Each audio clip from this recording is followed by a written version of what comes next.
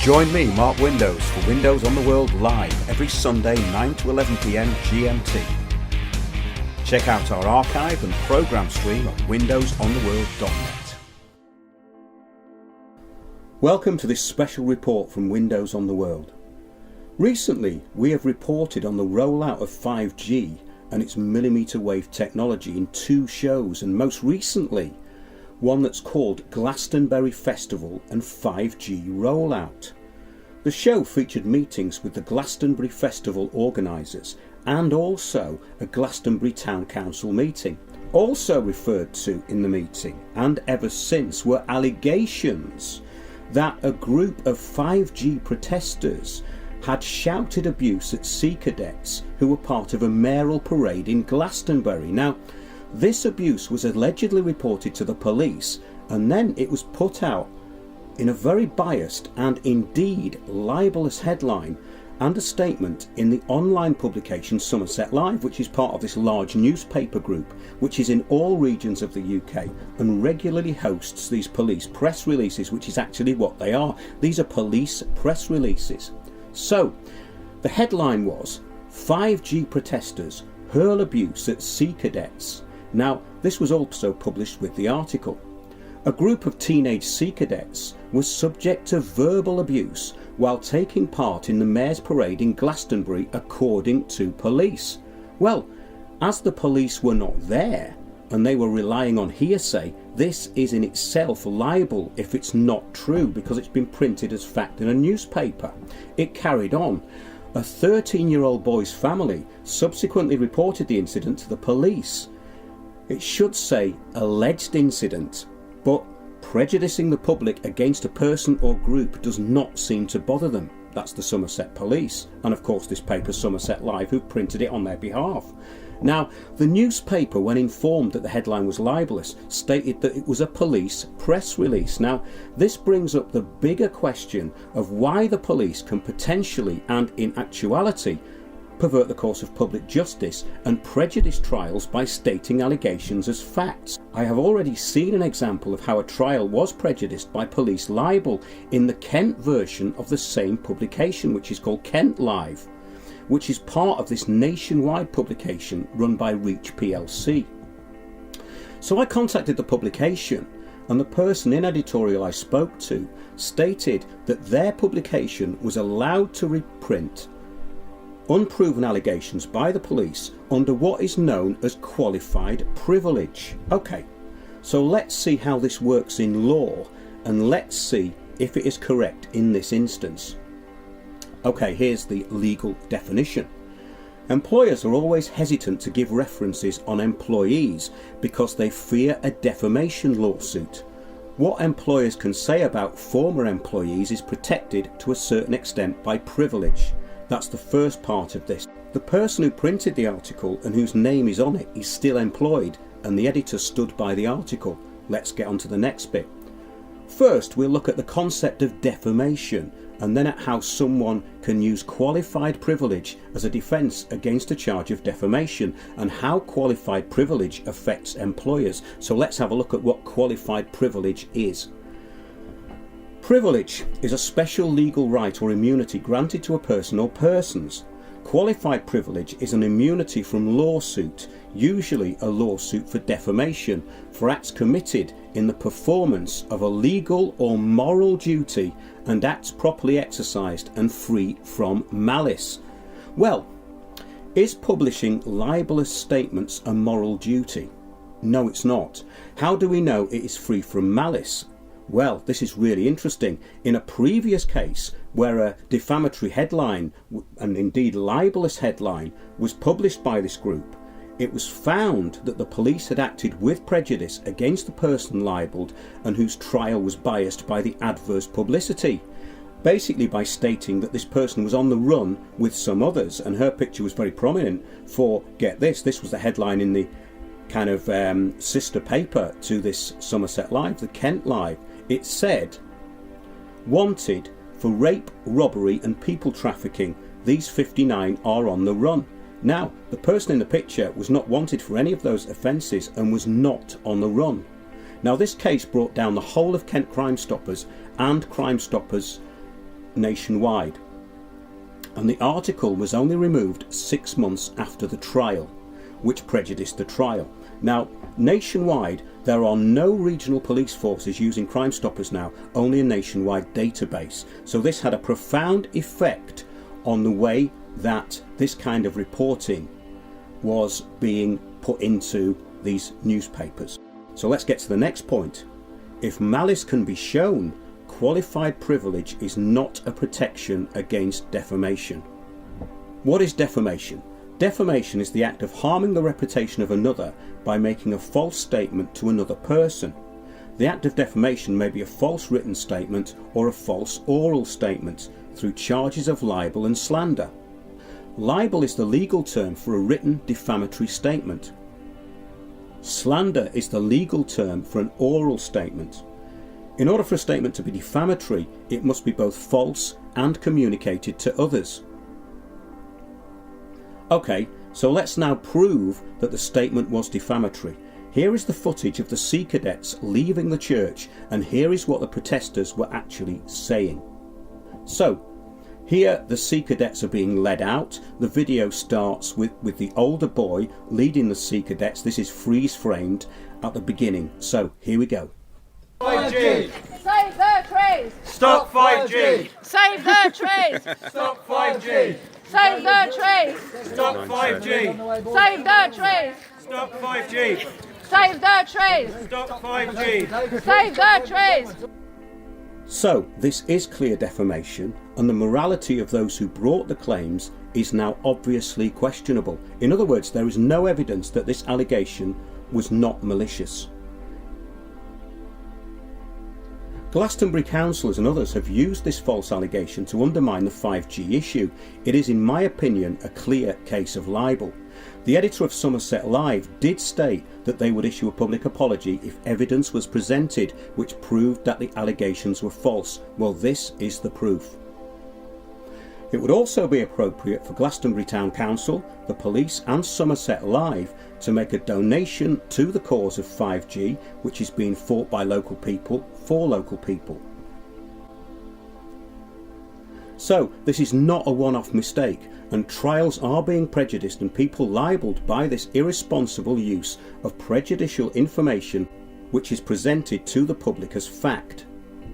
It was announced that the council would start a working group to include members of the public before rolling out the 5G technology. A question which was not asked was, are this small town council capable of stopping what has already been rolled out elsewhere when contracts have already been signed? So let's get on to another article. Rolling out 5G technology across Somerset will have no consequence to public health, according to a county council expert. Town councils in Frome and Glastonbury have voted to oppose the rollout of 5G in their area, claiming that it could be harmful to people's health and the natural environment. Local resident Louise Thomas has asked Somerset County Council to look into the issue in light of what she described as growing worldwide opposition to the technology. But the council's cabinet member for public health has downplayed the risks and said 5G will be subject to the same rigorous standards as existing technology, including 4G and Wi-Fi. Ms Thomas, who is involved with the campaign group Stop 5G Taunton, asked the local authority to take action at a full council meeting held on Wednesday morning of July the 17th.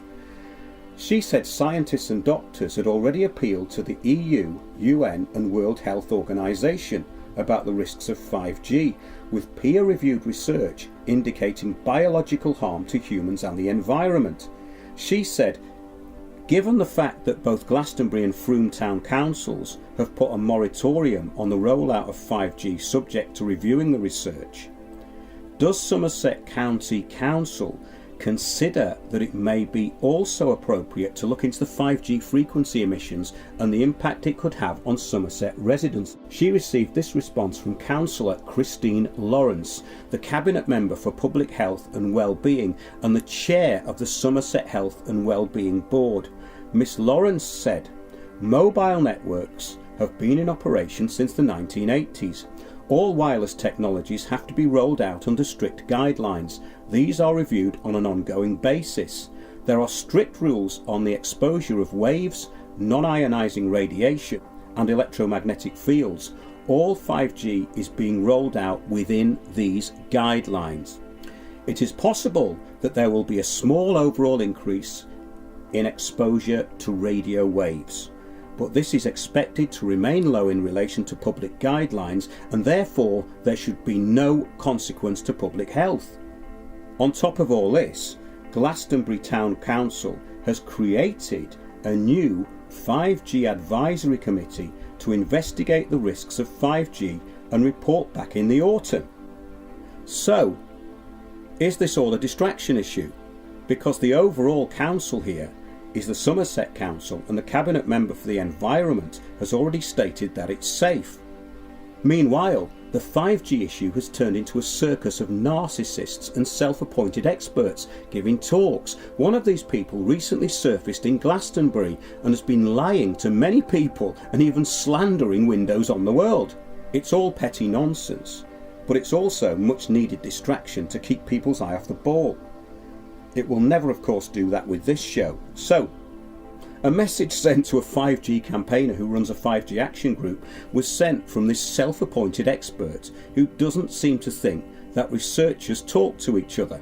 This person has actually said that they've had success in stopping 5G in Switzerland and Glastonbury and other towns, which they haven't. So there was a public meeting in Glastonbury, but no evidence of any participation in Switzerland. However, this person's main concern was, for some reason, with me. Now, I've stayed pretty neutral on this. I don't go to one side or the other. We've done a couple of shows on 5G, and I've never mentioned this person, and I've never mentioned him on the shows or in public. Here it goes. It says, however, my main concern at the moment is Mark Windows. He has gone out on a campaign to discredit me, calling me a change agent and a spy in his broadcasts, and is currently in Glastonbury trying to hijack all the good work that I have achieved and rubbishing it, including me. Now, I've never mentioned this person, either on my show or in public, so this is a slanderous lie. It carries on here. This person then states about me, ironically, he is doing the very thing to me that he despises in others. But it carries on. I have set a trap for him that he seems to be walking right into, which will discredit him big time, I hope. So, this person, who is not an expert in 5G and has told basically numerous lies, is now saying he's set a trap for me and I'm going to walk straight into it. Very interesting, eh? Considering I don't know this person, I've never talked to them, and I've never mentioned them on any of my shows. So, this is the point. Are these the quality of people involved in the crusade against 5G?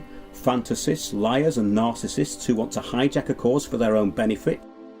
So, let's finish off with the media release, which came from Glastonbury Town Council, and it calls for an interest in 5G.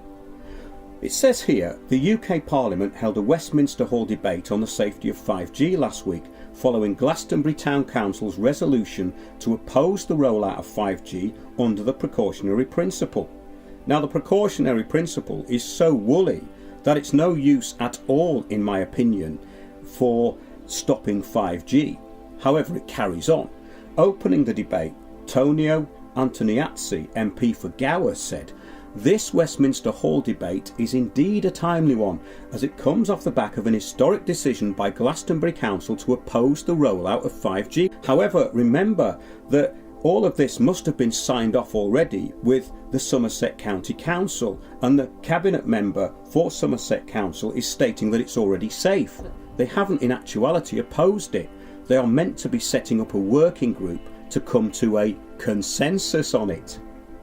It says here in their press release, this is Glastonbury Town Council, Glastonbury's historic motion read, "This council has a social responsibility to protect the public and environment from exposure to harm, albeit unpredictable in the current state of scientific knowledge, and therefore opposes the rollout of 5G in the parish of Glastonbury, based on the precautionary principle, until further information is revealed from a newly convened 5G advisory committee, in brackets working group." So The precautionary principle is of little use as its definitions are woolly and it is open to any kind of manipulation.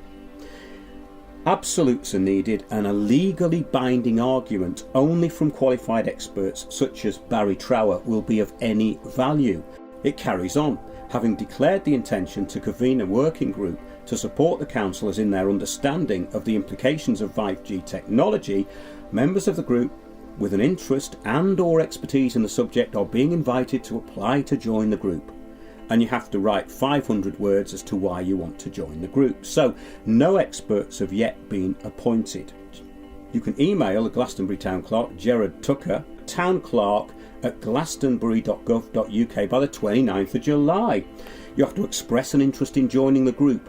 Applicants will be sent the agreed terms of reference for the group together with the code of conduct that all town councillors and town council meetings are required to follow. Now, this is very interesting because this slander that's been repeated by the council against members of this group of 5G protesters could actually exclude them from being on this advisory group. So there you go, controlling the narrative. This is what I would call a conspiracy circus. So that's it for this particular section. Join us every Sunday 9 p.m. windowsontheworld.net for live shows and catch up with all of this stuff in the archive. Join me, Mark Windows, for Windows on the World live every Sunday 9 to 11 p.m. GMT.